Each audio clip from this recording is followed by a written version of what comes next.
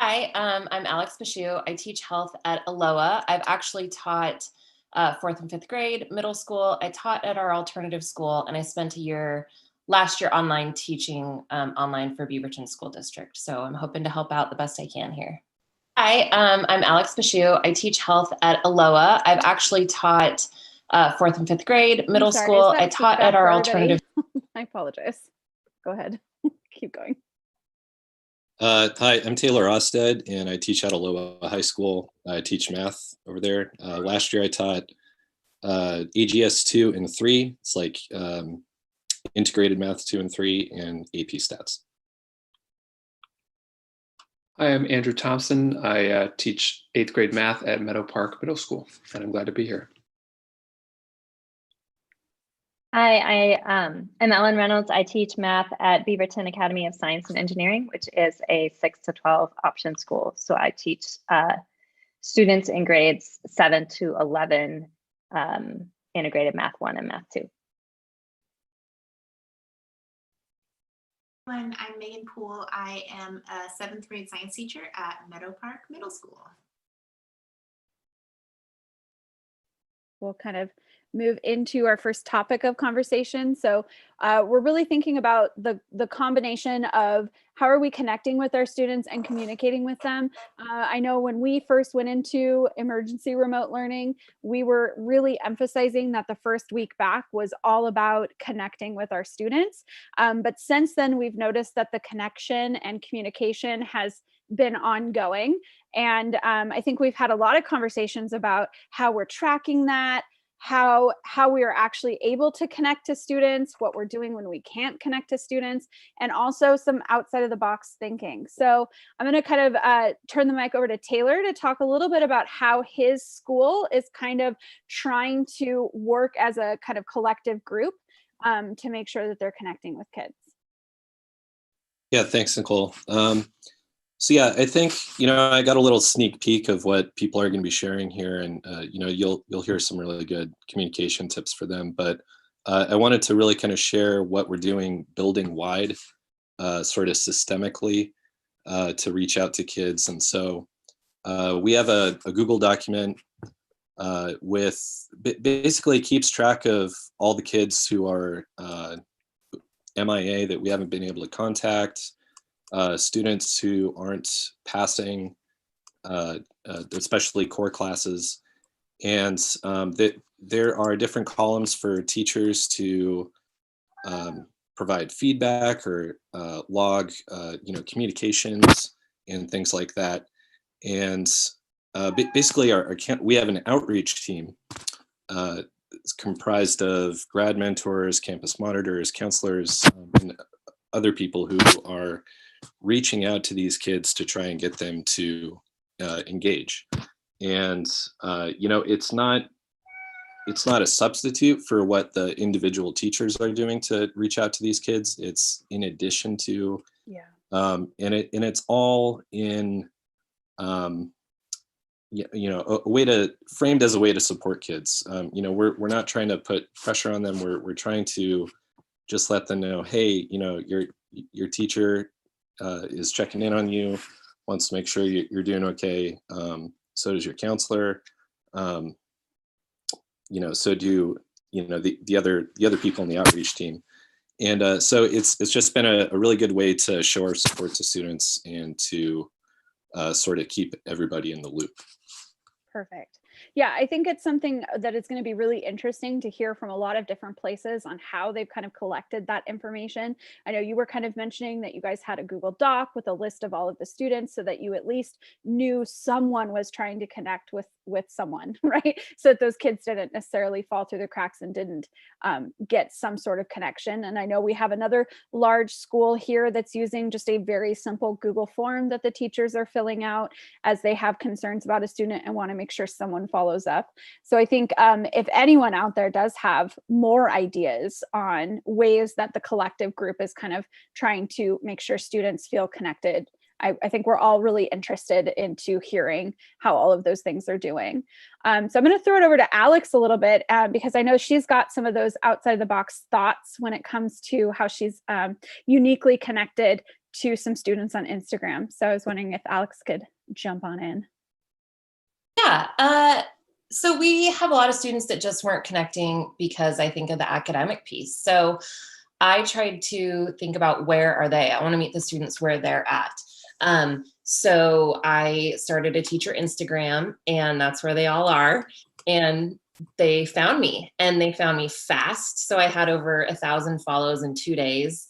I actually connected with a few kids that go to the skate park and do other things and said, hey, make sure everybody's following me over there. And I've had so much more connections. So I'll have kids who haven't been into my Canvas class at all, but who are asking me questions, even like about food boxes on Instagram. And for me, if that student needs a food box, that's way more important than any assignment I could have given them. And so that's been a really cool way to connect with students, especially a lot of our students in that red zone have found me on Instagram. At least I know they're there, they're alive, they're safe. So that was my way to reach out and then just get a sneak peek. I'm not following them back, which I thought would actually not give me as many followers, but man, I post little silly memes or whatever, and they are all over it. So that's just been communication with where they're at, I guess. Awesome. Yeah, so I'm also so interesting enough, both Alex and Taylor both are at the same school, Aloha High School. I'm going to go over to Justin a little bit because he has been using video messages out to his students, and he's at a different school, one of our middle schools here. So Justin, if you could tell us a little bit about the video messages that you've been using every week. Yeah, absolutely. And I would like to echo what Alex is saying about making sure that you're thinking about empathy and how are you doing, and all the life things. That's very important. And I try to bring that in too with my weekly Sunday message to families. I try to keep it fun, but also be passing along information of where students can find some resources, or I also try to connect my topic to what's going on potentially around my house. And right now I'm within linear equations, and my bamboo patch started growing this spring. And I thought, wow, that's something we can track and plot, and it's going to grow fast. It won't be just like a small weed. And sure, it did. And it's fun for me. And I get great feedback from families and students, even if they get just to laugh at me. And I realize that I get to be that recipient. And it was hard at first, just getting going and thinking and putting myself out there. Yeah. But you know, with this, we just got to try things, and we got to do it. Lean into the challenge and push your own personal comfort level. Yeah, I was just reading an article that Chris was sharing with me earlier. I think I talked a little bit with all of you earlier, all about humanizing the online learning experience. And they've really talked about, sharing your life where you feel comfortable doing so helps to humanize it and bring the content home and let kids connect with you more. So I think all of the things you guys are talking about is really great.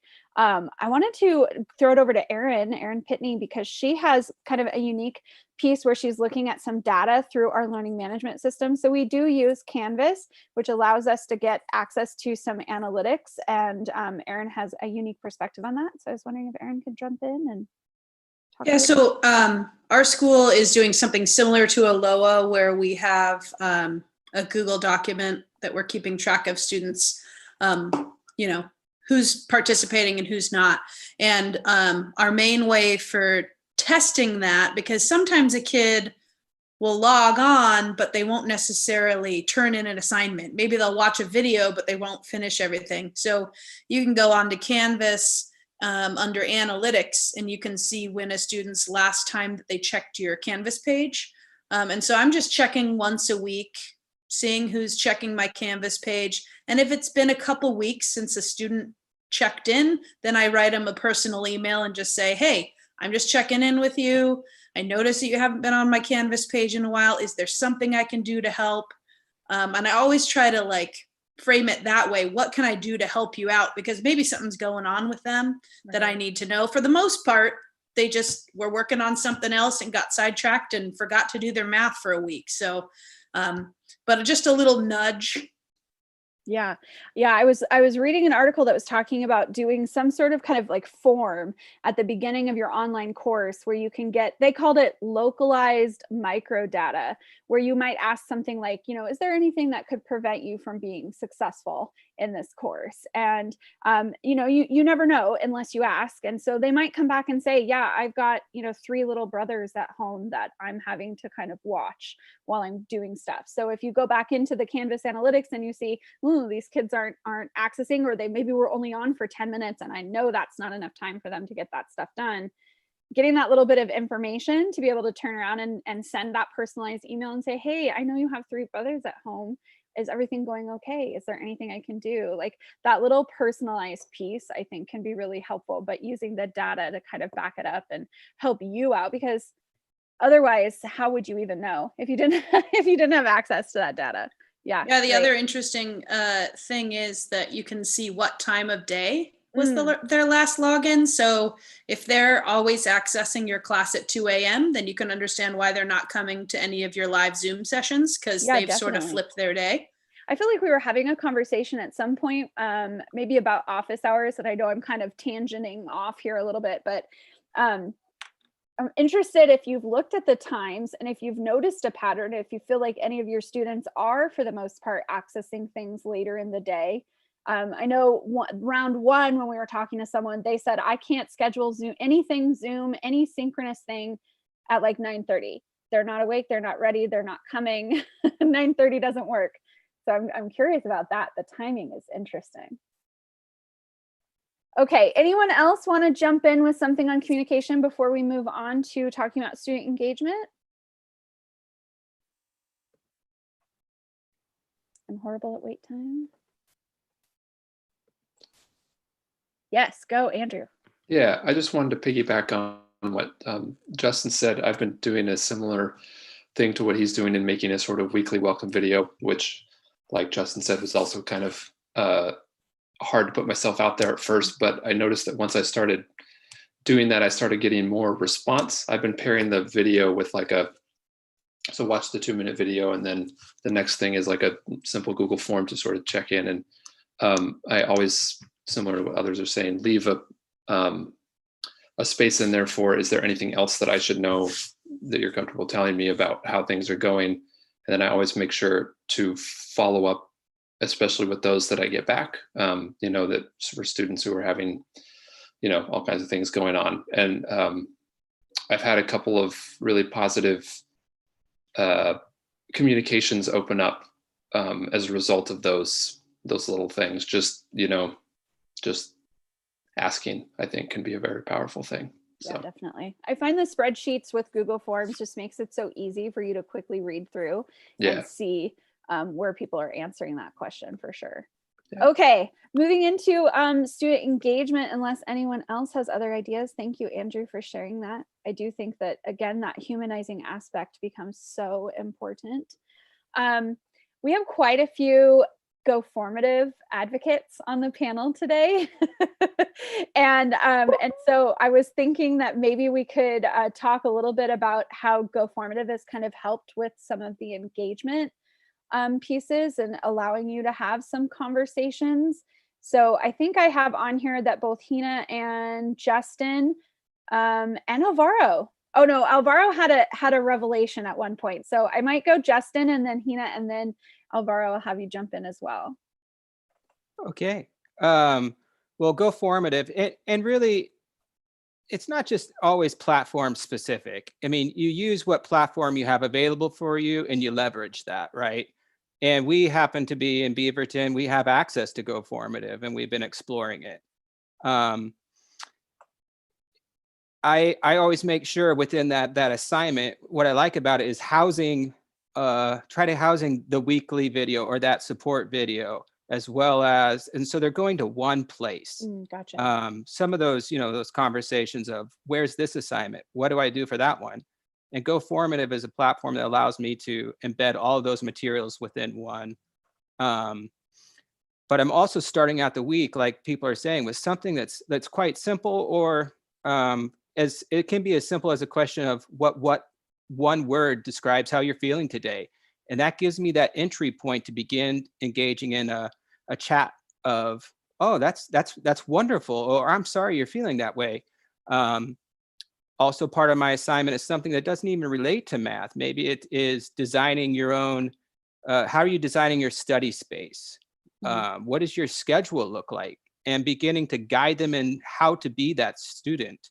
Some of those skills that we have as people who have gone through college, it makes sense to us, but these young people, it's a learning curve for them. Mhm. And then also I like to make sure that during some of my classes, my Zoom meetings, that we're trying to do something interactive. Another Kahoot is another program that I can have my questions go through that, and it feels more like a game, bringing in that socialization piece. Again, like you're saying, Nicole, how do we humanize this process? Mhm.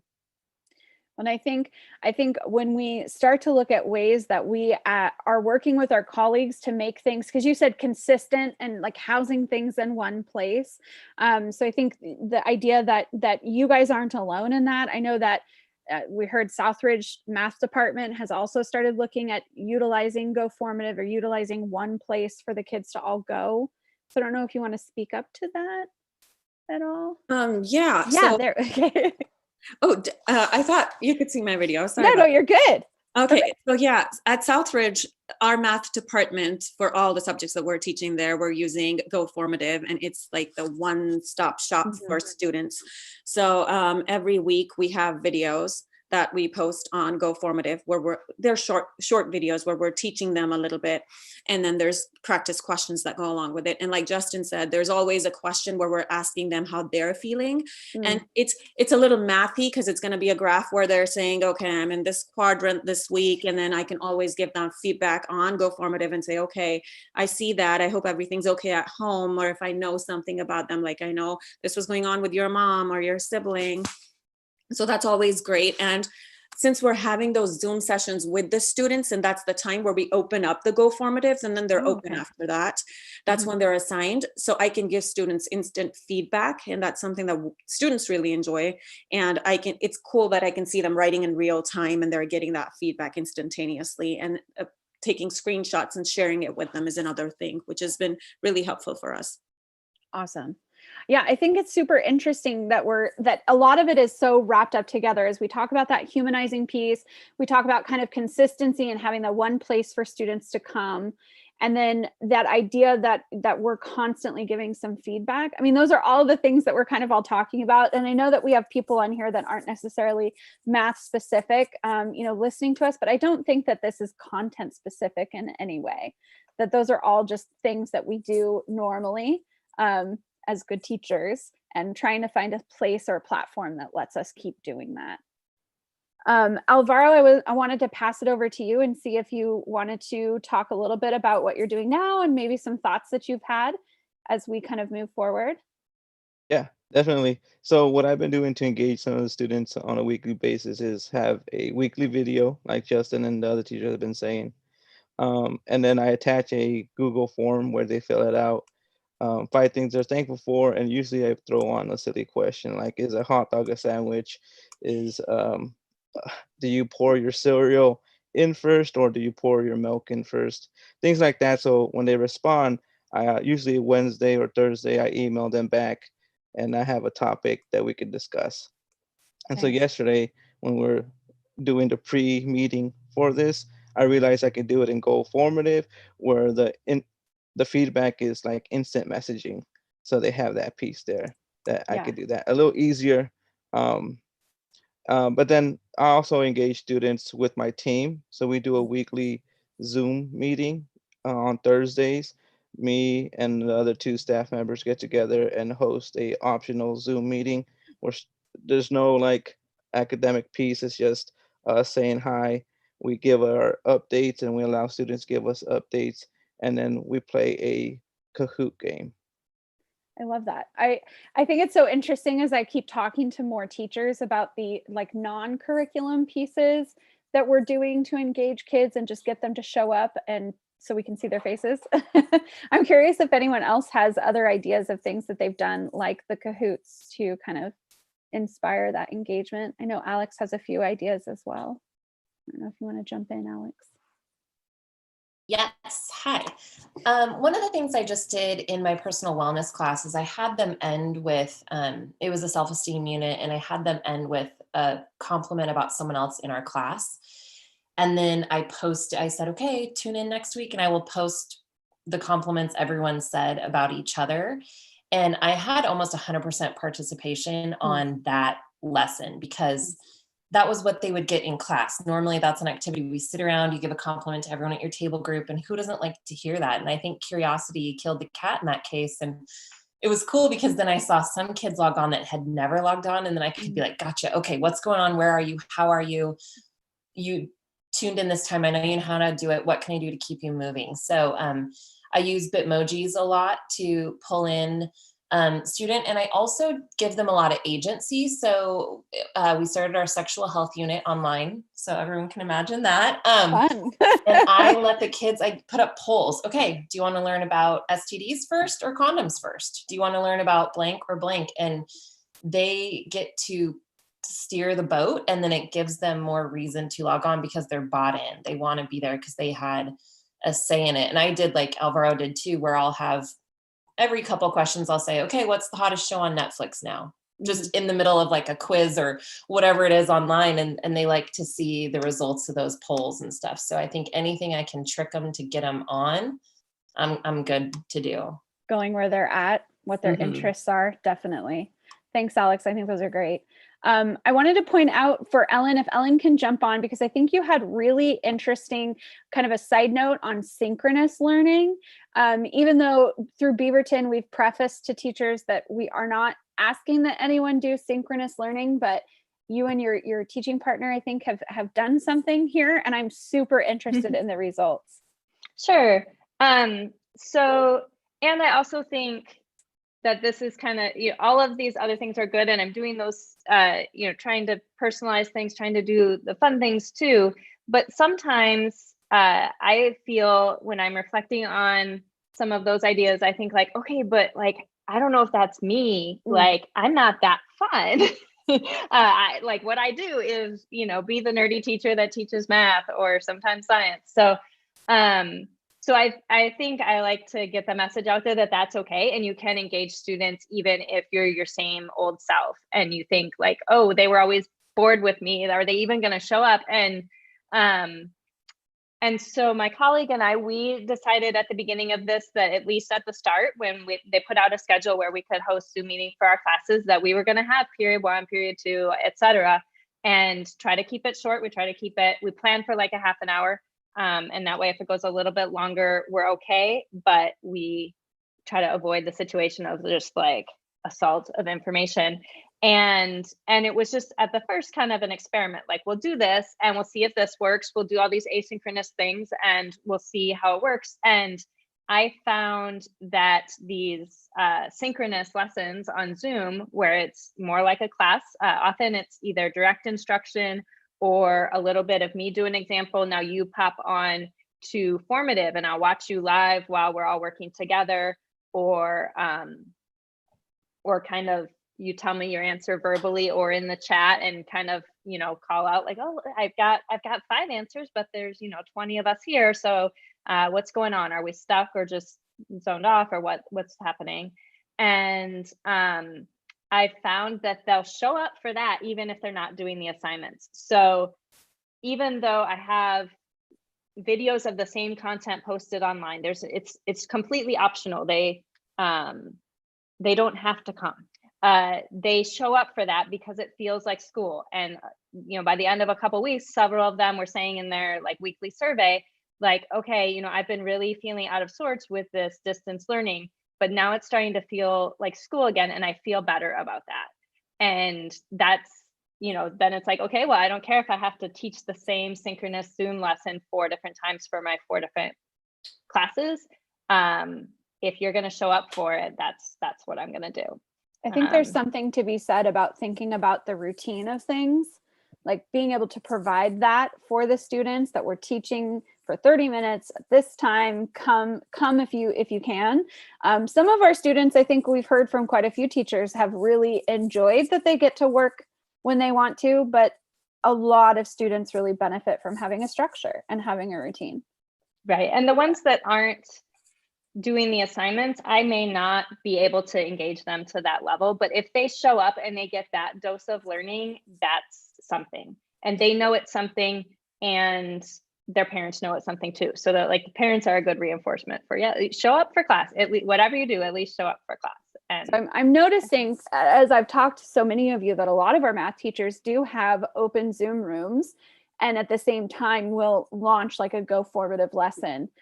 So you both are doing Go Formative, watching the kids live, but you're also in Zoom rooms. I'm just curious, out of our panelists, how many of you are doing that? Because I feel like there's at least 3 or 4 of you that are doing that on a pretty regular basis. Yeah, so interesting. Okay, just watching our time, kind of moving us along, because there's so much we could continue to talk about with engagement. I'm going to kind of shift us over to feedback, unless there's anyone else that would like to add. Step in now as I kind of move us on. Okay. All right. So I was wondering if we could maybe hear from, we'll start with Erin. We haven't heard from Erin in a little while, talking a little bit about Go Formative and providing feedback. And then I'll kind of shift to a few other ideas, I think. Sure. Sounds like we're like rock and Go Formative here today. Yeah, actually, I had never used Go Formative until this time. And so this has been a good time for me to kind of like step out of my comfort zone and try something new. And the thing that I found that's pretty nice about it, I've only used it for assessments. I haven't sort of done the live chat thing. But it works a little bit like a text message, like you can write on it and then send a note back. And so the student gets a little note and they can see, you know, what they did wrong or what they did right, or it's instant feedback for them.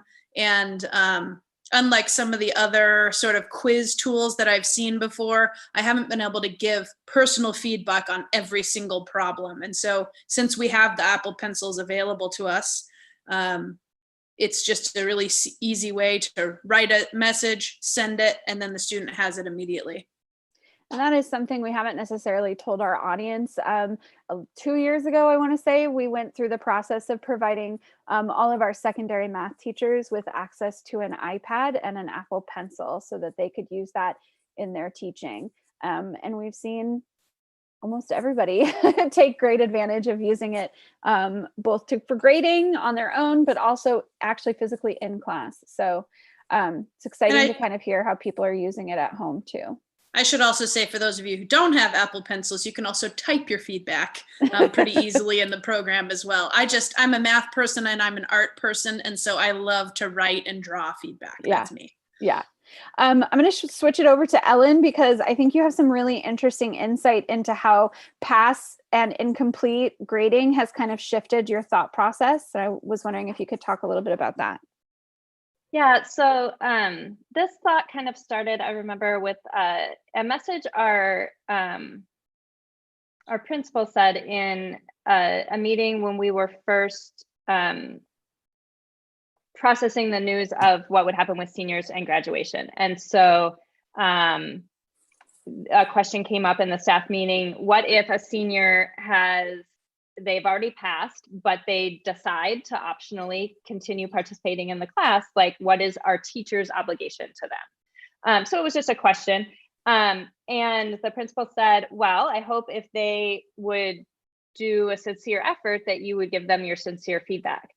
And I was hearing this, and I don't actually teach very many seniors, but I was hearing this at a time when I was starting to realize that we were going to have pass and complete grading at all grade levels. And so I started thinking, like, well, that's kind of what I'm doing. Like, the students have been turning in stuff. I don't even know if it's going to count for their grades at all. Like, at that point, I don't even know what a grade means, but they're turning things in, and all I need to do is respond. And it's less about percentages and things. And so kind of my mindset with grading and feedback has just been, if it's sincere work, it deserves my sincere feedback. And so I try to be detailed where I see detailed work, and and where I don't see detailed work, like I try to draw them in, like maybe try to do a little bit more than they gave me. But I feel like just meeting the students where we're at academically also matches those things that we're doing social emotionally. Perfect. I'm going to switch it over to Taylor. We haven't heard from Taylor in a while, and he has kind of an end of the week weekly reflection that I was thinking maybe you could share a little bit about that. Yeah, sure. So, I think a big theme here has been consistency, sort of, making things as much of a routine as possible for kids. So there's kind of less stuff to figure out week to week. And so one thing I've done is I've always ended the week. My last assignment is a weekly reflection where students just kind of think back. I always ask, what did you learn this week? Where did you get stuck? What did you get better at? What do you still have questions on? And, it's been a way for me to honor the learning process instead of focusing so much on, like math and things like that. And I think especially during these times when, we're learning about trigonometry and, some of these kids are, they're just seeing, sine, cosine, tangent, stuff like that for the first time in their life. It's kind of a messy process. And so we just want to reward kids for being honest about where they're getting stuck, what questions they have. And, it's something that I thought I was doing in normal times in my classroom, but, I think this is one thing that I would really like to ramp up just, in the future in my classrooms as well, because I think it just allows kids to just buy in a little bit more, and we kind of reward them for just kind of where they're at and seeking that perseverance to get better. Yeah, I think feedback is huge, a part of that process, right? I'm going to throw it over to Alex really quickly because I think she has a little bit different perspective. When she saw that we were going to talk about feedback, she interpreted it differently. And so I want to hear a little bit about what your thoughts were on that.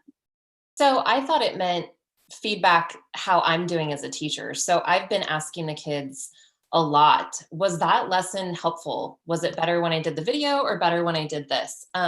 So I've actually been asking the students for a lot of feedback from me or on me. And then what I've seen is when they've been turning in work, the feedback I give them is it's always been well received, I guess, but even more so because I said, hey, did this lesson suck? I don't use that exact words, but how did this lesson go? Or did this work? Or did you guys like this? And then when I say, hey, I would love it if you added a few more details to X, Y, or Z, they're like, oh yeah, okay. Because we're part of a team then. So that was, it was funny when they said feedback with students, I thought it meant like, how am I doing as a teacher right now? Right.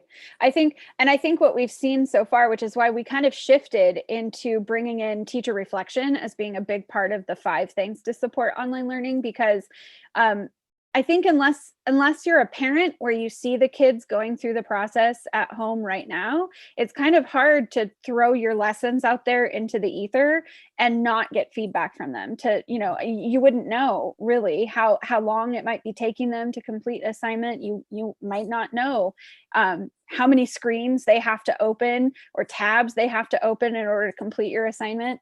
If you're not, super planning that out ahead of time. So I think, feedback from students really helps us in this process. So I think that's super interesting.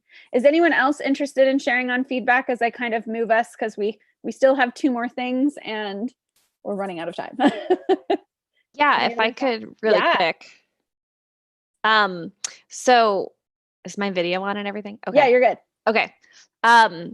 I am going to be another Go Formative proponent. I promise we're not getting paid to do this, but the thing that I really like about Go Formative is that you can do video feedback. Sadly, you can't make the video through Go Formative, but what I've been doing is just making it on my iPad and looking for student misconceptions and noticing, a lot of kids are flipping around the numbers for slope. They're doing run over rise instead of rise over run. And so it's really easy to make a quick 2 or 3 minute video.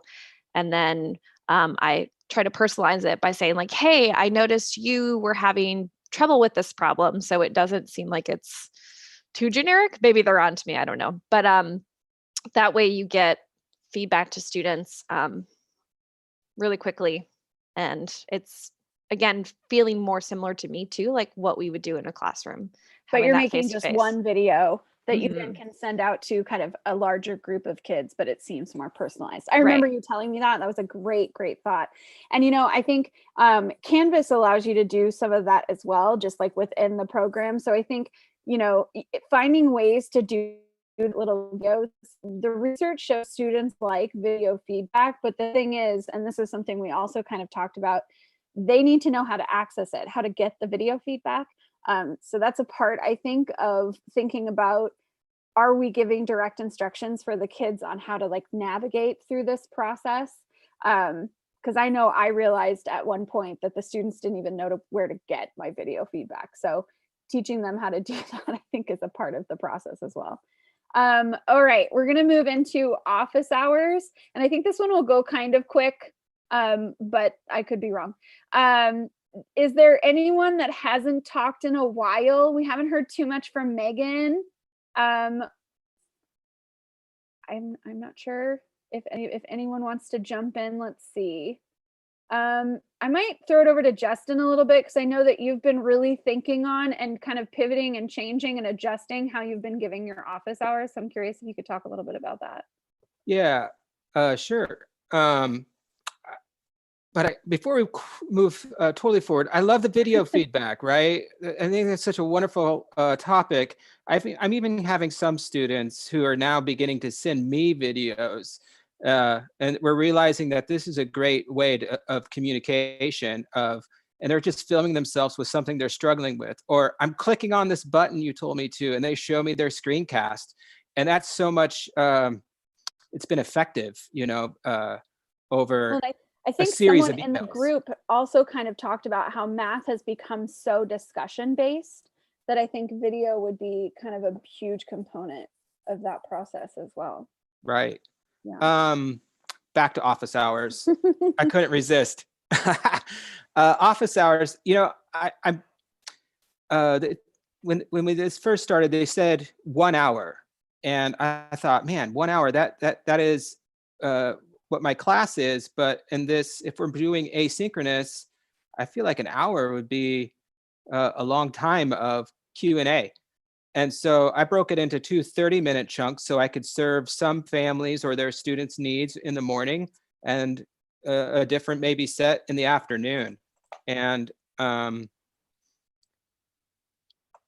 just think I think 60 minutes. I know some of my other colleagues, they're trying with the 60 minutes, and they've said that feels a little long. Mm-hmm. I think the 30 minutes you could do a lot in 30 minutes if you're quick, because you're organized going into that session already. You know exactly what you're going to cast on your screen. And Mm-hmm. I think the 2 shorter sessions, if you're thinking asynchronous. Mm-hmm.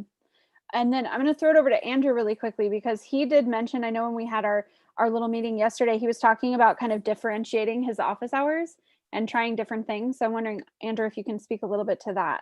So I feel like Justin's not the only one that's thinking a full hour is a really long time. I see in our notes that quite a few people have kind of shifted over to like 30-minute chunks, but you're also kind of pairing it with something else.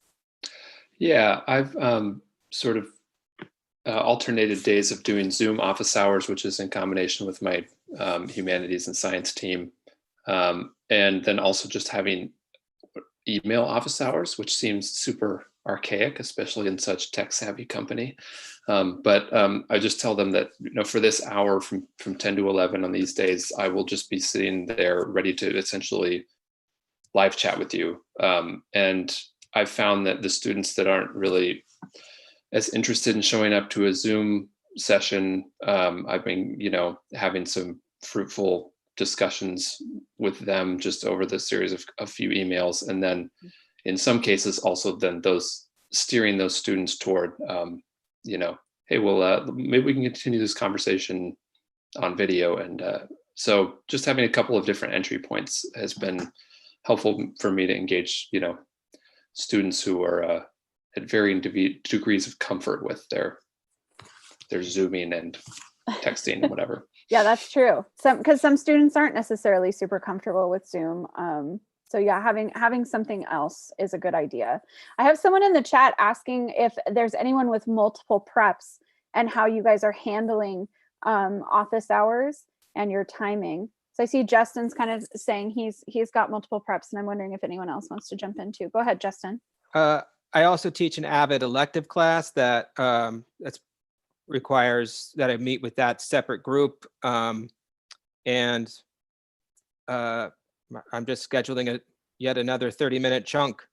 It's just like Ellen was saying, with having that, here's my schedule. I think it's good that we have that predictable schedule. And if I need to teach again or cover again, then I do.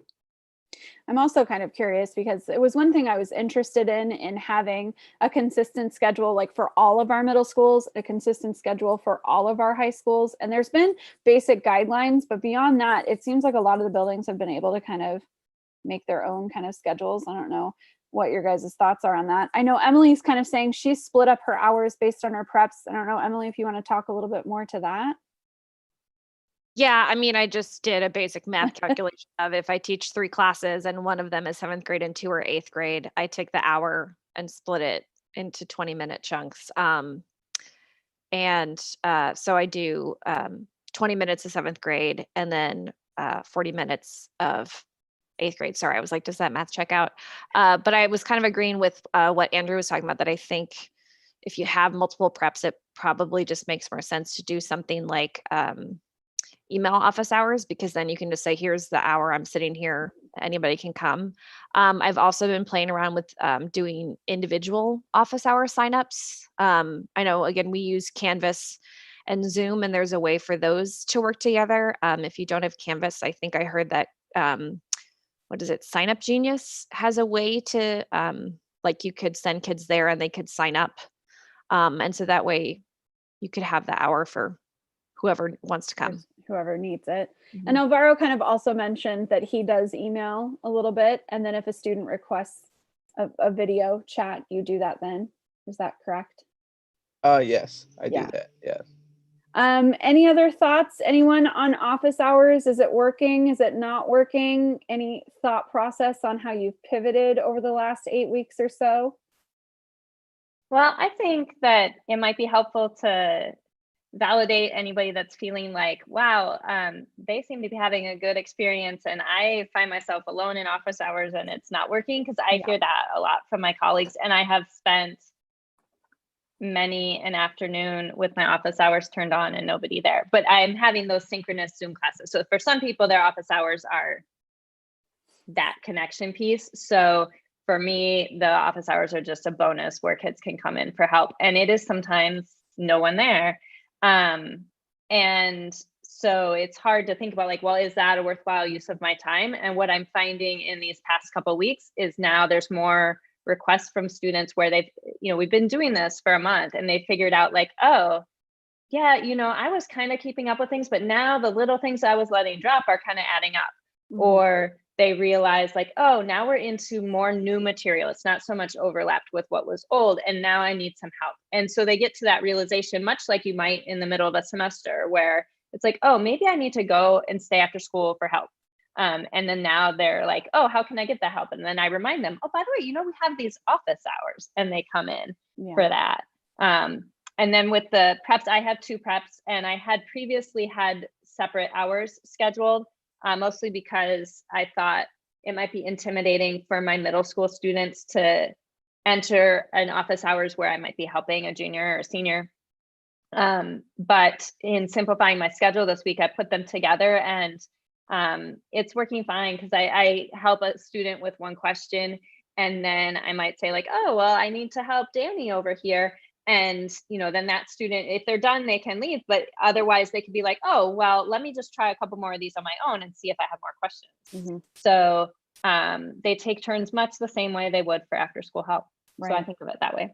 I'm going to ask if Hina can come in really quickly, because she did have a conversation with me a little bit about how she has an everyday AGS1 class, and the community building that had happened prior to us going to release time really helps with the connection for office hours as well.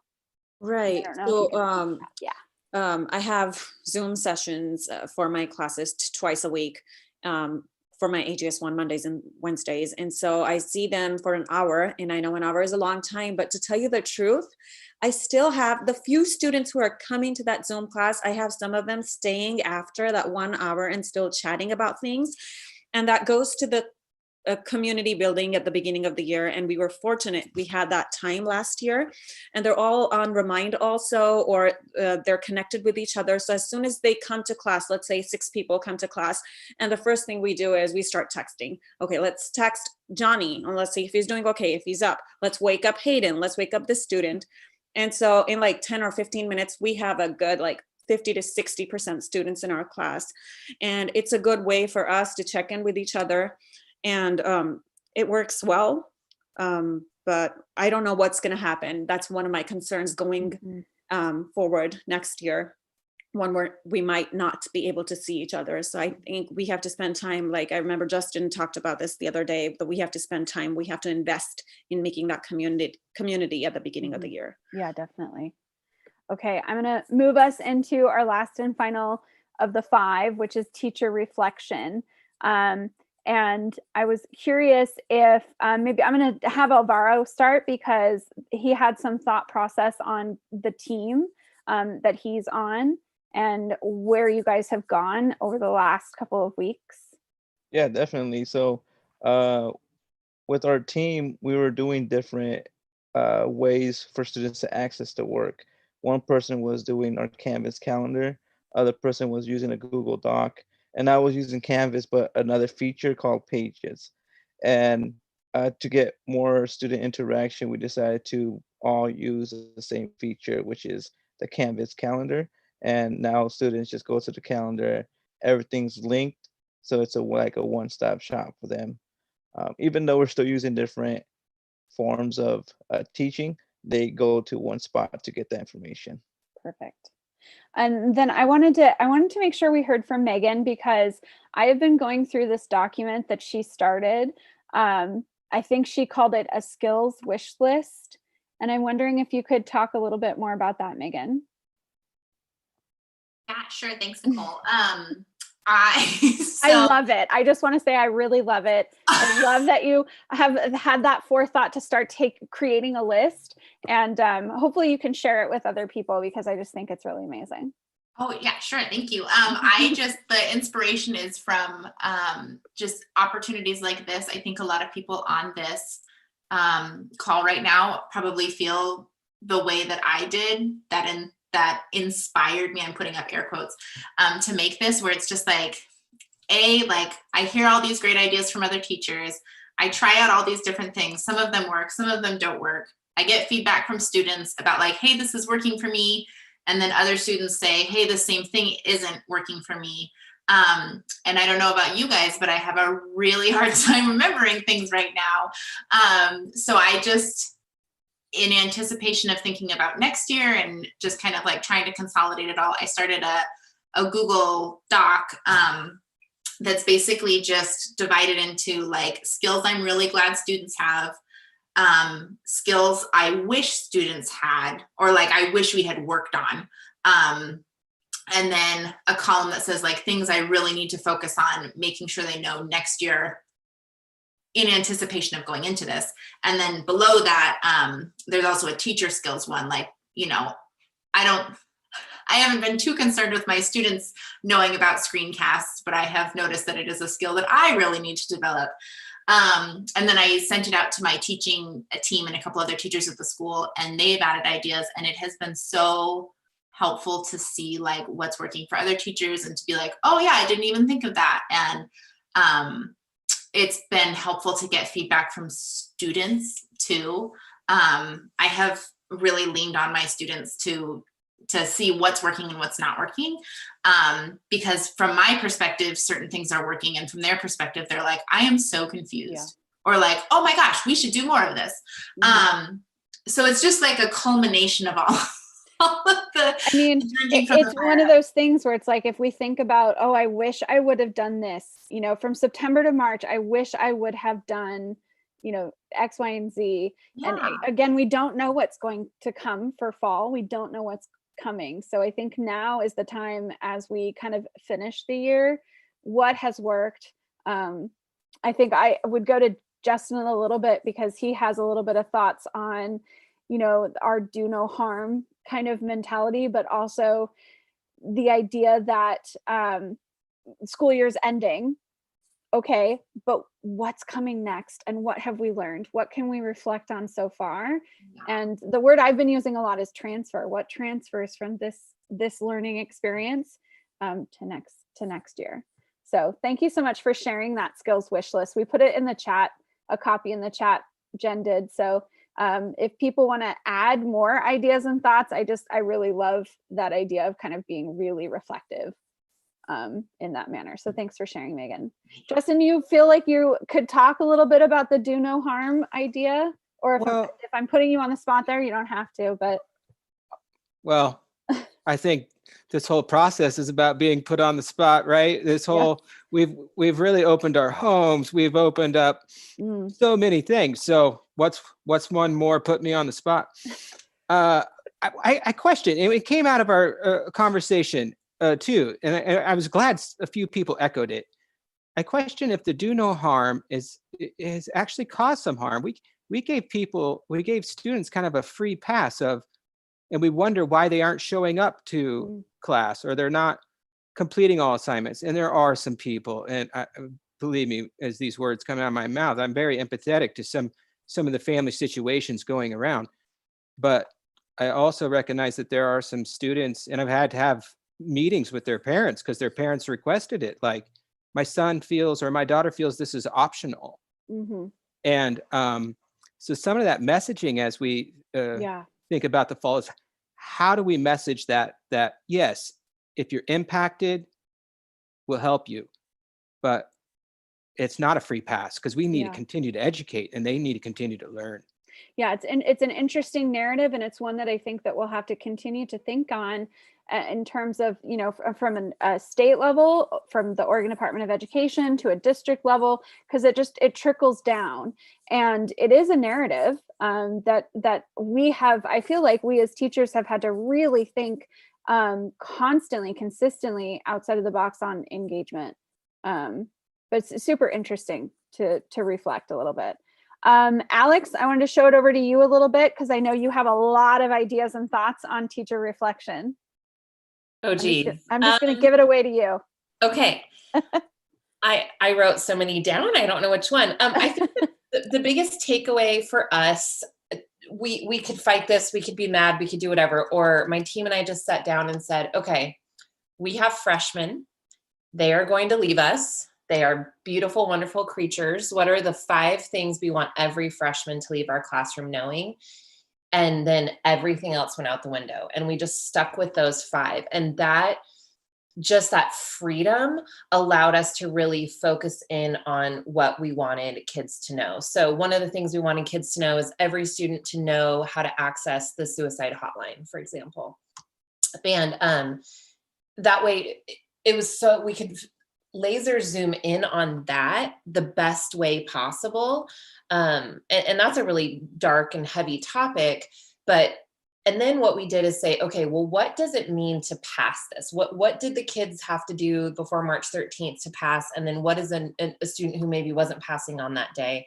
And we decided as a department, okay, they pick 2 of these 3 activities and then they earn the pass, or whatever we decided, because we were trying to individualize it and all of that. And I think that the pandemic is so individual. Everyone says we're in this together, but we aren't, because I might be on a yacht where one of my students is on a little fishing boat right now, And so if I can just say to them, you do 2 of these 3 things and you pick, and this is what I wanted you to know at the end of the day, it really took so much weight off our shoulders. And so once we did that, things just took on this role, and we feel really comfortable going into the rest of the year. So that was our biggest takeaway, but it was a hard discussion amongst my department and with my team, because some people were so married, and I get that too, to like, well, we always do this Penguins lesson, or we always do this. And and everybody finally got there over about a 2-week time. So I know we don't have much time left in the year, but anyways, and then that really guided thinking about some changes for next year as well. What were those 5 things? And gosh, did we really focus on those last semester? Could we say our kids walked away from class with those 5 things, or were we too stuck in the mud with all of these targets and assignments? So that was just a piece that my team felt was really helpful. And I think I'm going to reiterate based on that. Ellen also kind of says that the close collaboration with her colleagues. I don't know, Ellen, if you want to jump in really quickly, because we actually did have someone in the chat kind of talk about feeling kind of isolated when we as teachers aren't together. So yeah, and I'm really fortunate, and if I really reflect on this too much, I could cry on this call. But I had a close working relationship with this colleague. Really, we're on our 2nd year working together, and to the extent that she took on a 3rd prep just so that we would still be able to teach the same class as each other, which is now like the most valuable decision somebody made for me in the past year. And you know, we haven't seen each other since this started, but we're in daily contact and we're collaborating together, and it's been a really good check-in, especially as we notice our students like the emotional toll this is taking on our students, where we're math teachers and we have these ideas of what we should be covering, but when we notice things in the student work where it's like, no, we need to bite this off in way smaller chunks. Like we overwhelmed kids that really weren't going to be overwhelmed. And we're continually taking it in smaller chunks, and we might not realize that as quickly if it wasn't the other one saying, oh man, I think this was too much for my kids. Was it too much for your kids? And what can we do next week? And then also just the things that we're doing, we tend to be pretty creative. And so we make a lot of content that we're putting on Canvas, putting informative, all the videos, all the things. And we create all this work for ourselves, and to be able to divide and conquer some of that, like we find ourselves on Saturday or Sunday thinking like, okay, we want all this stuff ready by Monday. How's it going to get done? And we just, don't look each other in the eyes necessarily unless we do a video call, but like just even on a text message, it's like we were both like, let's go beast mode and get it done. And just having somebody that's with you on that, even when they're not with you, it can save your sanity in this situation. Yeah. Okay, so I'm looking at our time. We are having some people say, thank you for sharing. And I really want to reiterate that. Thank you so much to all of our panelists. They have so many great ideas. We'll make sure to share a view-only copy of our slide deck here, because we have so many of their thoughts and ideas within the speaker's notes section. But also don't forget too that we do have the Padlet available. And if any of our panelists did not get a chance to share something super important, please go over to the Padlet and drop that in for people to access.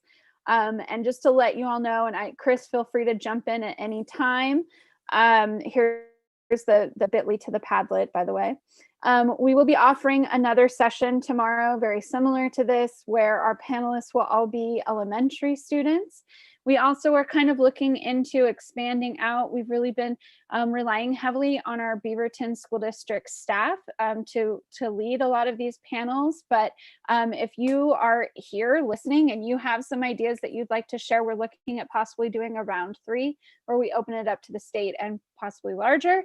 So if you are interested, please contact Chris or I, and we'll see what we can do to get that 3rd round on the plate here.